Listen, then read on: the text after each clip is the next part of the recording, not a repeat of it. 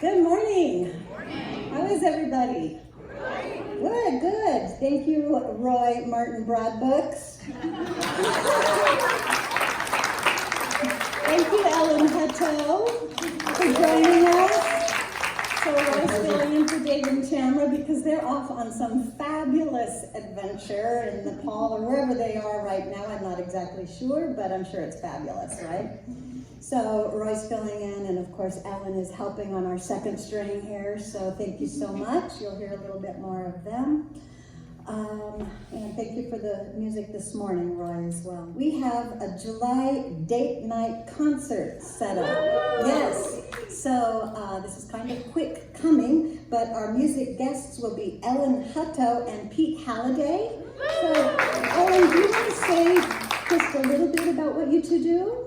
You sing, I know that. Yes, we sing. He plays guitar, I play sax and flute and noise toys. And we played together. He was my first official guitarist that I ever played with starting in 1988 in Erie, Colorado. And then he moved to Hotchkiss, and then a year later I moved over this area. And crazy. We are doing it again. Nice, nice. So that is going to happen on Friday night, July 15th at 7 p.m. And I'm hoping Nancy Hutto is available for ice cream for that. So we also have homemade ice cream that happens outside under our tree, just a beautiful summer evening event. So excited to have you, and that happens for a love offering. So July 15th, put that on your calendar, that's coming up soon. So I just invite you all to breathe with me now. Just put our feet on the floor, set the rest of the day aside, anything that might have happened this morning, just put it all aside right now. And breathe a mindful breath as we relax into this beautiful day. As we bring ourselves into alignment with that divine presence within us and with each other here today to speak our mission statement together. We recognize and realize the omnipresence of divine love as the truth of all.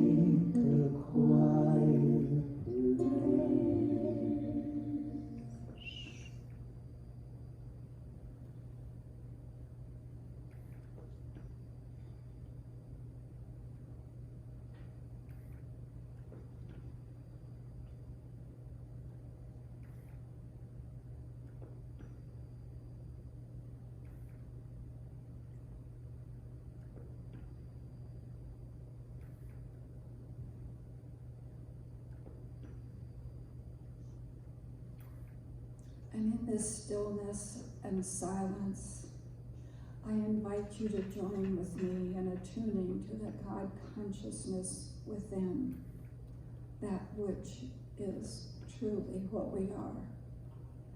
And in this place, I recognize the one power and presence that is life, that is the source of all creation, whole, perfect, and complete, the source of wisdom, love, beauty, joy, and all good.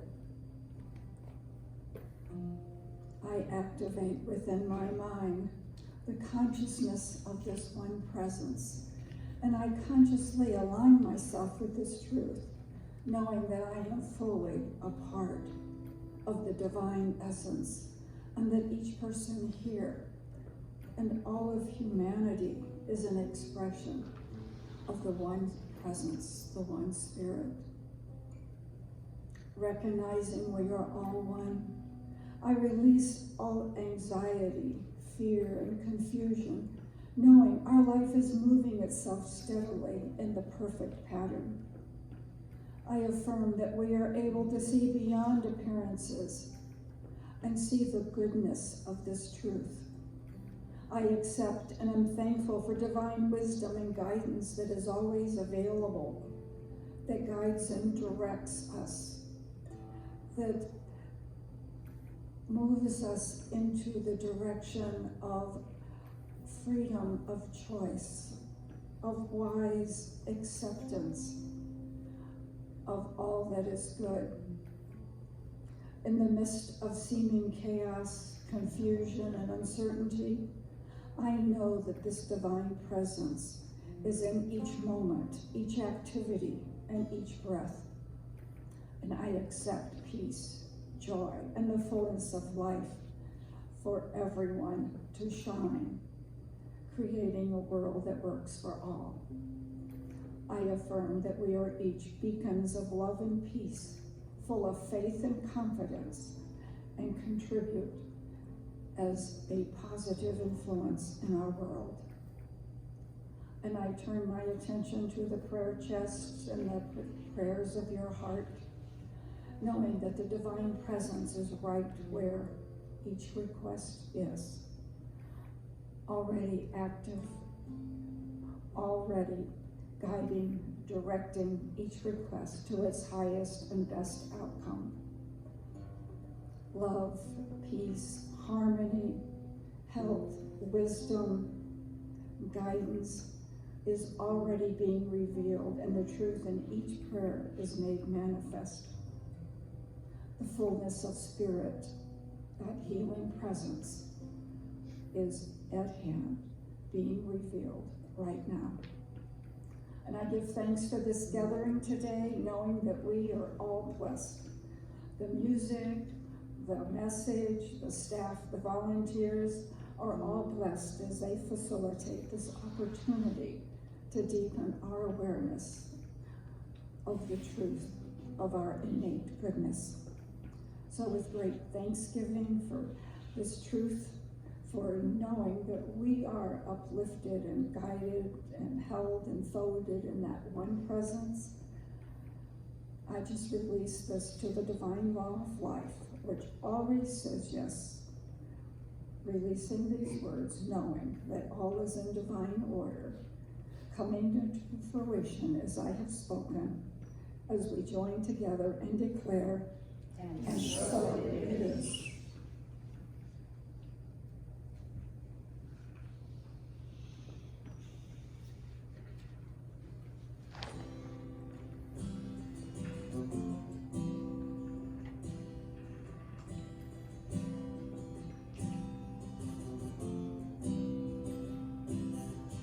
Get ready, my soul. I'm dying.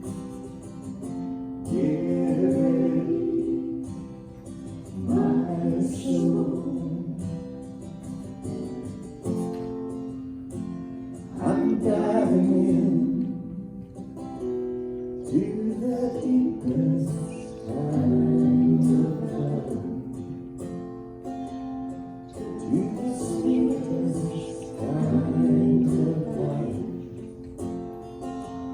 get ready, my soul. 'Cause here I go, deeper, deeper, deeper than I've ever been before. Here I go, closer, closer, closer to my sacred source. Here I go, deeper, deeper, deeper than I've ever been before. Here I go, closer, closer, closer to my sacred source.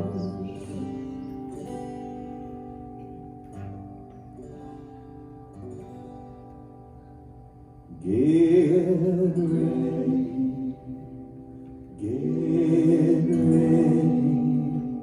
my soul.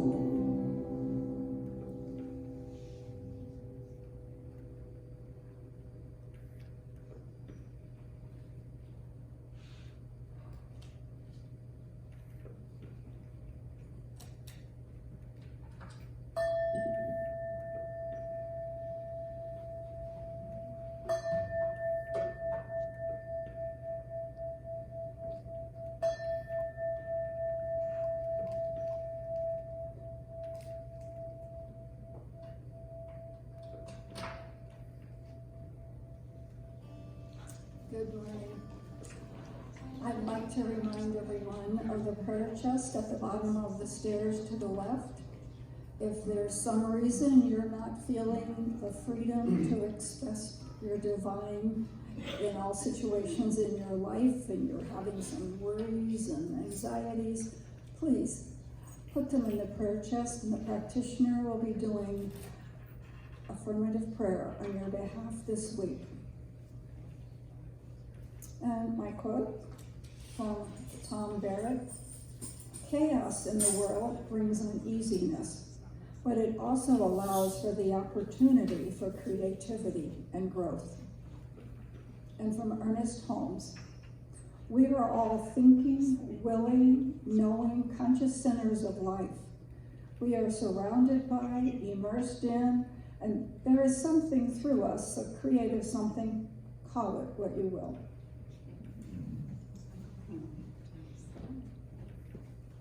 Thank you, Lou. The Forest Service motto is caring for the land and serving people. And the Department of Agriculture, their motto is feed the people. So those were little seeds, if you will, that I took to write this song called Earth Day Every Day. And we put the words up there so you can see what he's saying. Great, there we go. That's what I need. Well, turn around, Ellen. And Ellen just learned this song this morning. She's been learning. Anyway, our public lands are such a blessing to this country, and I think they hold like answers to questions we don't even know how to ask yet. So I'm so glad we have them.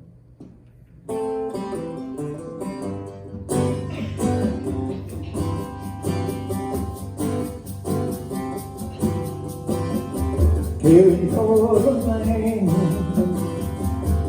serving people, simple words I can understand. Making a trail, rolling a stone, finding my way back home. Never a forest,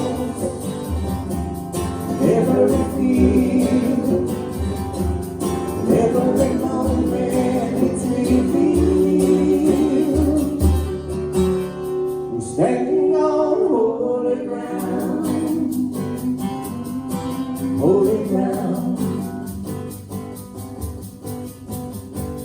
We join with the earth, we join with each other.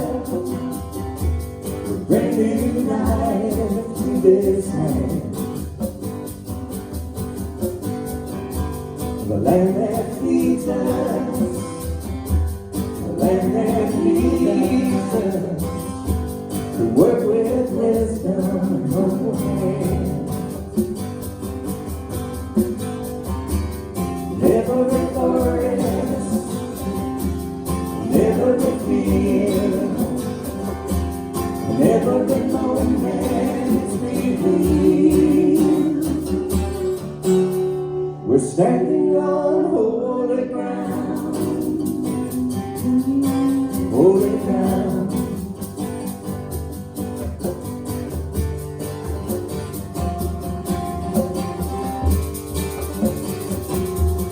Feed the people, feed the people, feed the people.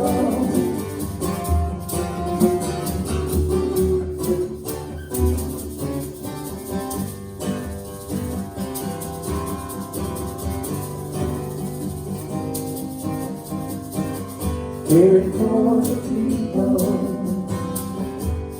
serving your land. We work for praise and understand. Third day every day, Sing it with us. third day every day, third day every day, third day every day.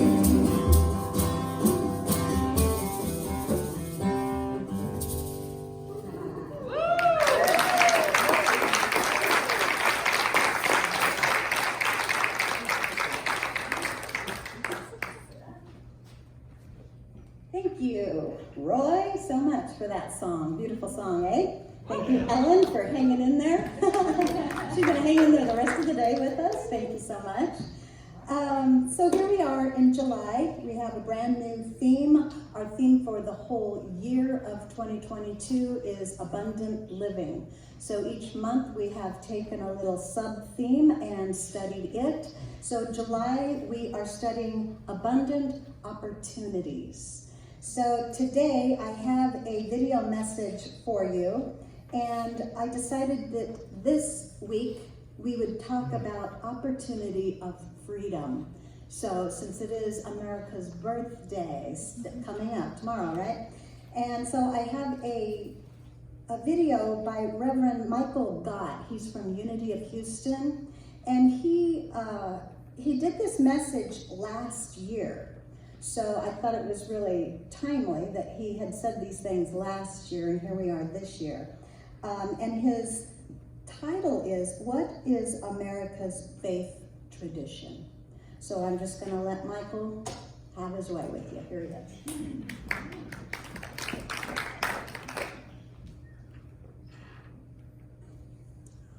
So today we are celebrating the 4th of July and Independence Day here in the United States, and it's really wonderful that I know I'm not just speaking to this room, but we actually do have people from Canada and Central America who are now regularly a part of our community. So thank you all, as I mentioned in the meditation, for joining us for our celebration of our nation's birthday today, and just ask your blessing upon it. I know that for some, the symbols around patriotism and the 4th of July they've felt a little polarized or divisive, and that is not the way we hold it. So if you're seeing our flag that we have here on the wall as some kind of political statement of an ideology or a party, it's not that. Believe me, this is our symbol of unity. This is where we all can agree that the values, the ideals of America are absolutely in alignment with our teaching of individual freedom and responsibility, of equality of all, justice. These are the ideals that we want to live into. And just as we as individuals don't always live up to our ideals, do I need to finish that sentence? Yeah, our nation, we're still working it out. We're still working it out. So today I want to do several things in this message. It feels a little bit of a puzzle, but I think I found a way into it. That we are not only celebrating 4th of July, But we are also launching our July series, which is on world religions. And I was thinking, how can I find these, how do these come together? And it was really around this idea of the unique approach to spirituality and religion that this country established 240, how many years ago? 45, that was it, thank you, Jaime. It was really remarkable what our forefathers, even though very imperfect, they saw the world through the lens of the time, very flawed, but the ideals and the values were amazing. You see, it was a brand new idea for a nation to have two things that were established. Freedom of religion. There's no state religion. I titled today's message, What is the Faith Tradition of America? Well, this is it, freedom. Have you ever seen The Four Freedoms? It's a Norman Rockwell set of illustrations. And freedom of religion, freedom to worship as is right, the way, either if it's your cultural heritage that you got from your family, or just, and here's the other thing about America, it's always been this way. People get mad and they start a new church. And that, if you saw my joke last week in the sermon, I'm not going to tell it again, but it was a good one. Go back and watch it. That has been a uniquely American phenomenon. That we grow new churches, new spiritual traditions like green beans. I mean, they just spring up. And I don't think it's a bad thing. There's a saying in AA that new AA meetings get formed by a coffee pot and a resentment. So I'll just let you figure that out. But there are two things. As I mentioned, there's the freedom of worship, that you get to worship in the way, in the beliefs that are right for you, and there's also a strong separation of church and state. This too was new, because in the nations that were formed, including our grandmother and mother nation, England, there is a state religion. And if you go back in history, not just in Christendom, but in the other former civilizations, where there is a state religion, there is persecution of those who are not a part of that religion. And so it was the Puritans who fled the prescripted religion from England that actually came here and started the colonies. And that idea that you don't want your church and religion to mix too much. I was years ago when I first moved to Houston, and it's been 10 years this summer that I've been living here in Houston. It seems like it's gone by in a heartbeat. And sorry, some of you thought I wouldn't last that long, but here I am. Anyway, I was having coffee with a friend of this church and a wonderful speaker, Dr. Jill Carroll. And she and I were having coffee over at the Starbucks on Buffalo Speedway, and she was talking about this idea of the American approach to religion and state. You know, Jill is an expert in religions, and she had done work with other nations who were seeking to find the way to emulate what America has done. And she said most of the modern separation of church and states, they're antithetical to religion. But in America, it's friendly to spiritual things. That there's always been, the separation is not inhibitive of spiritual practice and the spiritual path. And it's a unique blessing that we have here. And it was intentional. Thank you, Reverend Shirley Knight, for bringing me these quotes that you found. There's a wonderful book that she was reading by former Secretary of State Madeleine Albright about this very topic. And this is what some of our founding fathers said. This is James Madison. Religion and government will both exist in greater purity the less they are mixed together. George Washington, in a letter to a Jewish congregation in this country in 1790, said this: "The government of the United States gives to bigotry no sanction, to persecution no assistance." The founding father, the first president of the United States, said to the religious minority, to the Jewish community, there's no tolerance for bigotry here. You are free. That's what he was saying. What an amazing endorsement in 1790. And this is from Thomas Jefferson. "Our civil rights have no dependence on our religious opinions any more than our opinions in physics or geometry. No man," and I'm going to put in, "or woman, shall be compelled to frequent or support any religious worship, place, or ministry whatsoever, nor shall be enforced, restrained, molested, burdened in his body or goods, nor shall otherwise suffer on any count his religious opinions or belief. but that all men and women shall be free to profess and by argument to maintain their opinions in matters of religion, and that the same shall in no wise diminish, enlarge, or affect their civil capacities. This idea is important. And I'm going to go into some of the spiritual principles, and now I'm going to talk about what Jesus said about it. But the idea that, well, here's the thing. God is infinite, and there's no living, breathing man who has it all figured out, who knows, you cannot know the mind of God, Scripture says. It is higher than yours. There was a time back in Jesus' ministry when, the Pharisees were always trying to trap him in the law, that he was a good student, he was a good teacher of the law. And this comes in, I just want to make sure I get my chapter and verse right, because my mom is here. I want to make sure I get it right. Matthew 22, 15 through 22. And it says in the scripture that the Pharisees sought to trap Jesus. And they asked him this question. Is it lawful, meaning that to the Jewish law, is it lawful to pay taxes to the Roman Empire? Why was this a trick question? Because the Roman Empire was antithetical to many of the Jewish practices. They were oppressive. They were the enemy of the spiritual life of the Jewish people. Is it lawful? And Jesus said, I see what you're doing over there. So why are you trying to trap me here? He said, does anybody have a coin? Sounds like a magician's trick. And so somebody brought out a denarius. And he picked it up and he said, whose face is upon this coin? You all know the answer. Caesar. And this famous verse, this famous teaching from Jesus on the separation of church and state, on religion and government. He said this, render unto Caesar what is Caesar's. Render unto God what is God's. This is deep wisdom 2,000 years or 1,800 years before the founding or the writing of the Constitution of the United States of America. That the spiritual things cannot be governed or legislated by men or women. Yeah, you all can mess it up too. I'm just going to say that. Because none of us is perfect.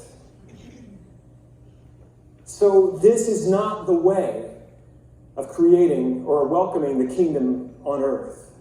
Thy will be done, thy kingdom come, on earth as in heaven. It's not going to happen through the government. Do you hear me? That's not the way.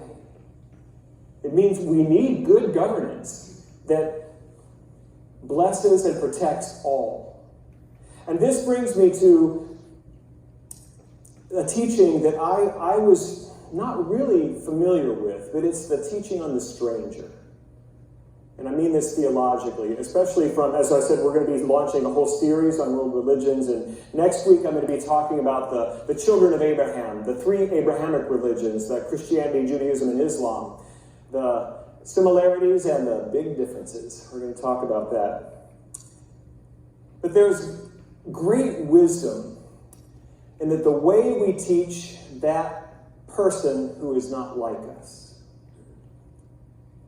And when you have people in charge of the laws who are seeking to make laws based upon spiritual ideas, if the people don't pray like we do, then the laws will probably not protect them. And you've heard this statement too, that power corrupts and absolute power corrupts absolutely. I was thinking about this. I'm not going to preach on that, but the idea is that those who are susceptible to corruption are drawn to power. Think about that. Those who are needing validation, who are some way unwhole in their own being, in their own spirit, or in their own mind, they will seek earthly power. And so those are not the kind of people you want writing religious laws for the nation. That when religion runs the government, it always becomes exclusionary, cruel, and corrupt, dehumanizing those who are not in the in-group. And I didn't make that up. That's history. You can look across all religions, across all of history, that when church and state are combined, they become corrupt and cruel to those who are not in alignment. Have I scared you enough about that? I'm going to actually talk about Leviticus. We don't do that much in unity, do we? Starting with Genesis, though. Abram, before he became Abraham, before he became the father of these great religions and all of the children of Israel, he had fought a battle. And after the battle, he was victorious. And the king of Salem, or in the King James, the king of Sodom, came to him. His name was Melchizedek. There are just 4 verses in the Bible about Melchizedek. We know that he was a king, and we know that he was a priest of the Most High God. We don't know that he used the same name or prayers for God that the Jewish people would later use. That it was the God of all creation. And he came and he offered a blessing to Abram, and then he immediately blessed the Most High God. And Abram gave him a tithe, 10%. That's where that comes from, right there. But what you have to understand is that this king, Melchizedek, was not of the tribe of Abram. He was a stranger. He entered the story and left the story. He didn't get adopted into the clan of Abram. He was not of the tribe. And yet, an important and powerful figure who spoke the blessing on Abram. In Leviticus, it says this, which is the book of the Jewish law. And I don't know what they had against good Gulf shrimp, but they didn't like them. But other things. But this is in Leviticus 19, that when a stranger resides with you in your land, you shall not wrong him. The stranger who resides with you shall be to you as one of your own citizens. You shall love him as yourself. For you were strangers in the land of Egypt, and I am the Lord your God.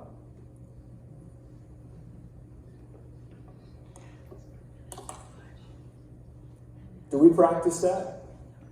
Do we love the stranger as ourselves? I don't know where we get into this idea that we've got to be on the right team, and to have the right team, that means there's got to be a wrong team. Unity does not have room in our theology for this view. That our deepest teaching is that we are one with God, created in the image and the likeness of the Most High, as are all people. The division creeps in so easily. It's so easily to say, not like me. This is where the dehumanizing begins. They no longer matter as much because they don't pray like I pray. They don't use the same words for God that I use. So it becomes so easy to think of them as being other, less than human. And what this ancient teaching, the most ancient laws of the Hebrew-speaking people were, no. You must treat them with respect and love as you would yourself. The stranger among you is an expression of God, an invitation for you to reclaim your own wholeness in relationship, to love as you love yourself. This is what we're about. Barbara Brown Taylor writes this in her wonderful book, Holy Envy, which I'll be using from time to time this month.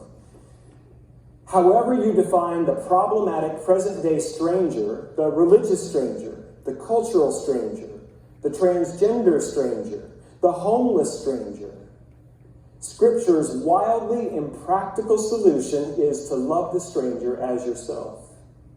You are to offer the stranger food and clothing, to guarantee the stranger justice, to treat the stranger like one of your own citizens, to welcome the stranger as Christ in disguise. This is God's expressed will in both testaments of the Bible. Matthew 7, the Sermon on the Mount, Jesus says, I think it's my favorite passage, and it's the hard one. Judge not, lest you be judged. In the same measure that you judge others, it will be measured unto you. Why do you try to remove the speck from your brother's eye when there is a plank in your own? First, remove the plank from your own eye, then you will see clearly to remove the speck from your brother. This is good teaching. Jesus was smart,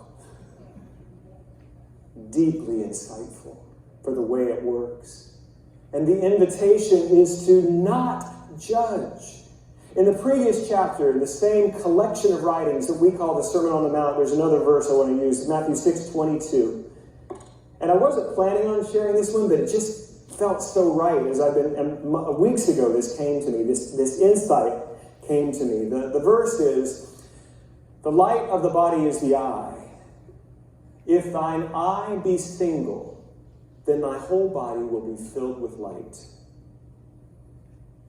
I love this idea, this metaphor of having a single eye. And the insight that occurred to me walking along the banks of Buffalo Bayou a few weeks ago was that if I'm using, I don't know what it is about the eyes and the specks and the planks and the light, but if I'm using my eye to judge and criticize another, my eye is not single. Instead, I'm filling my body, the spiritual body of my affairs, of my consciousness, of my experience, I'm filling it with judgment and discord. And so the invitation, my brothers and my sisters, is to focus on God and on your path. Many of you have been to the Big Sky Retreat we have in Montana every year, and one of the founding board members of that retreat is Reverend Charles Geddes. And if you know Charles, he'll be 80 this year. And he's about 8 in his boyish charm and enthusiasm and effervescence. He's an amazing, he does this a lot at 80 years old. I mean, it's just as cute as he can be. And he has a new project, a new ministry. It's called MYOB, Mind Your Own Becoming. Isn't that great? You see, none of us is fully become yet. All of us are being called into greater depth of love and connection with Spirit. All of us have things that we need to let go of that are no longer serving us in our thought systems. I just saw somebody elbow somebody right next to him. I swear I did. I don't know who that is. Yep. Listen. What did I just say? Right here. Right here. God, show me what is no longer serving me. Where have I let my eye stray to judge another? Show me how I can be whole. This word, single, in the King James, it's translated, and I want to say this too about these verses. You know, we get this idea that Jesus was speaking English and somebody was writing it down. It wasn't like that.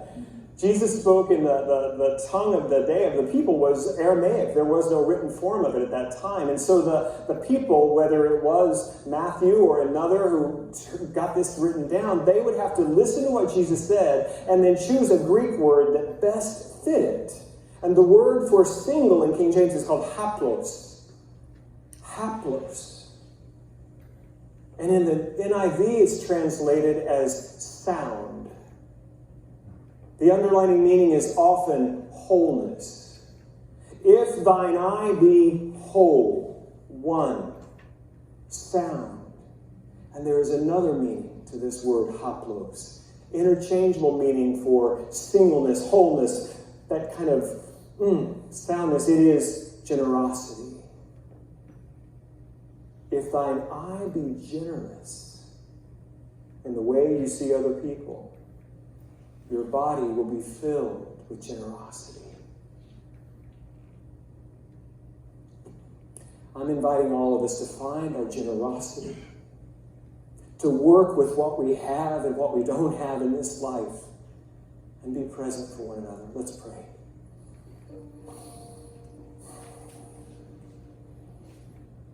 God, may our eye be single. May we cease judging and criticizing others, and may we focus on you, on the light that you are seeking to bring into our experience. May we heal our wounds. May we release our fears. May we be who you have called us to be. When Jesus said, "Don't you know? You are the light of the world. A city set on a hill cannot be hidden." Shine through us, God. Shine through us. May we love our neighbors, our family, our strangers as we love ourselves. And may we love you above all. Be with us, God. Show us where we are to heal.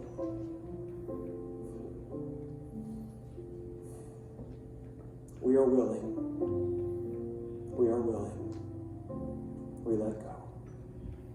So it is. Amen. You are no stranger here. Thank you for being with us this morning. If no one has told you today that they love you, I love you. God bless you.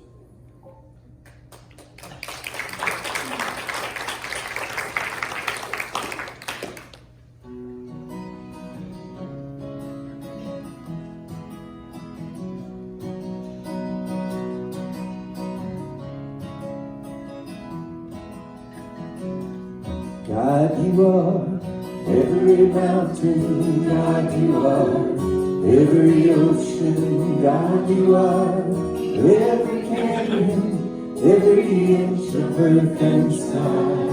God, you are every morning. God, you are every midnight. God, you are every moment, every second of my life. Everything I see, everything I do, everything I am is you. Everything above, everything below, everything I know is you. God, you are every sunrise. God, you are every moon glow. God, you are every star shine, every inch of earth and sky. God, you are every springtime. God, you are every snowfall. God, you are every season, every second of my life. Everything I see, everything I do, everything I am is you. Everything above, everything below, everything I know is you. 'Cause you are the very breath I breathe. And your perfect love created me. Everything I see, everything I do, everything I am is you. Everything above, everything below, everything I know is you. Everything I see, everything I do, everything I am is you. Everything above, everything below, everything I know is you. Everything I see, everything I do, everything I am is you. Everything above, everything below, everything I know is you.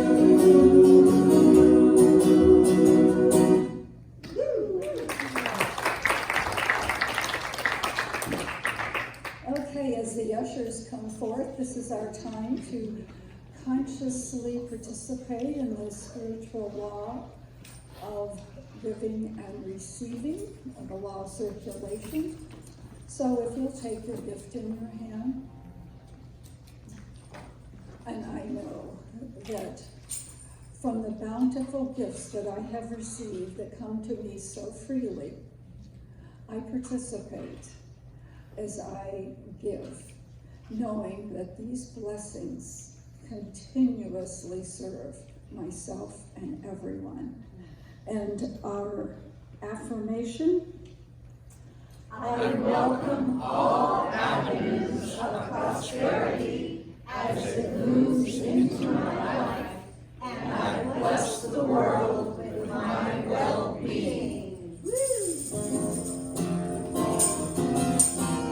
No digital devices on my fingers and my toes. I don't take a smartphone everywhere I go. Still connected yes I am. Conversations with God on the 3 months plan.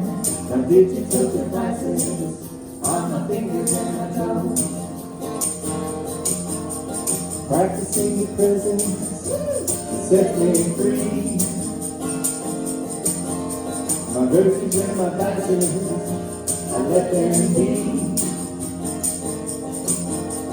First I take the time to be still to know I know what to do, so I get up and go. Practicing the presence sets me free.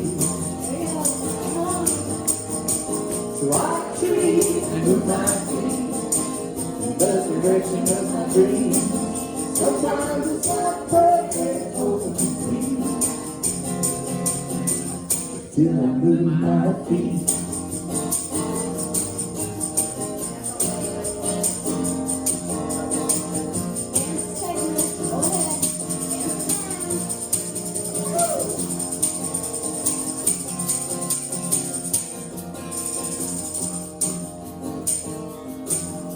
I changed my thinking, I changed my life.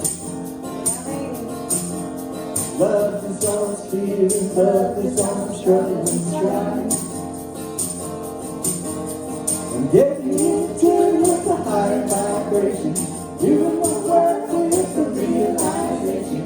I changed my thinking, I changed my life.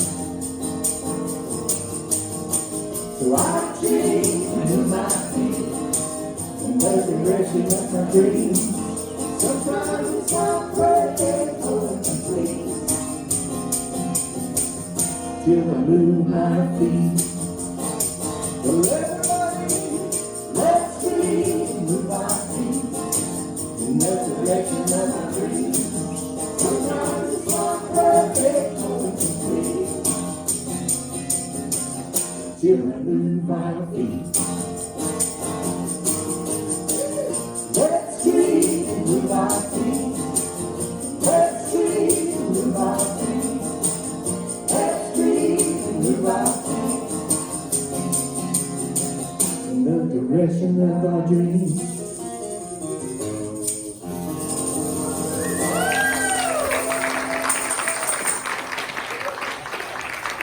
And so these blessings, greatly received, move their feet into the direction of greater good for ourselves, our church, our community, and our world. And so it is. Thank you so much, Lou. Thank you, thank you. We have all new claiming our good. Here we are. Let's put it up there so we can kind of look at it. All has to do with opportunities. And we're just going to read this straight down all together as affirmations. And next week I will have those written up for you so you can take those home on your fridge and read them all the time. For now, we'll read them here together. Here we go. Great opportunities follow wherever I go. I accept obstacles as opportunities. I easily recognize beneficial opportunities when they appear. My amazing intuition leads me to incredible opportunities, and so it is. I'm in the right place at the right time.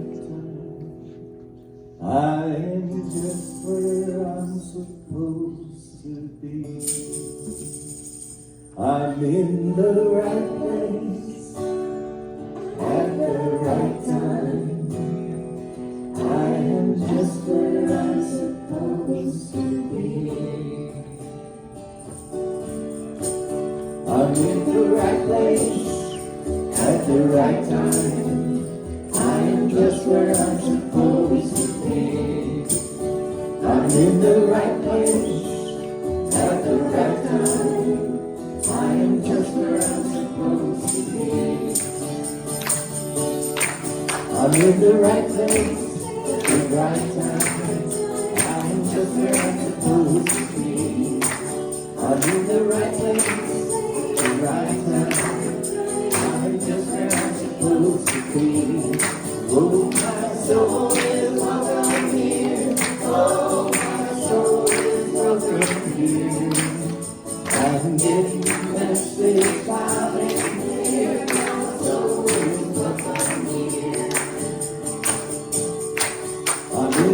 at the right time. I am just where I'm supposed to be. I'm in the right place at the right time. I am just where I'm supposed to be. Oh,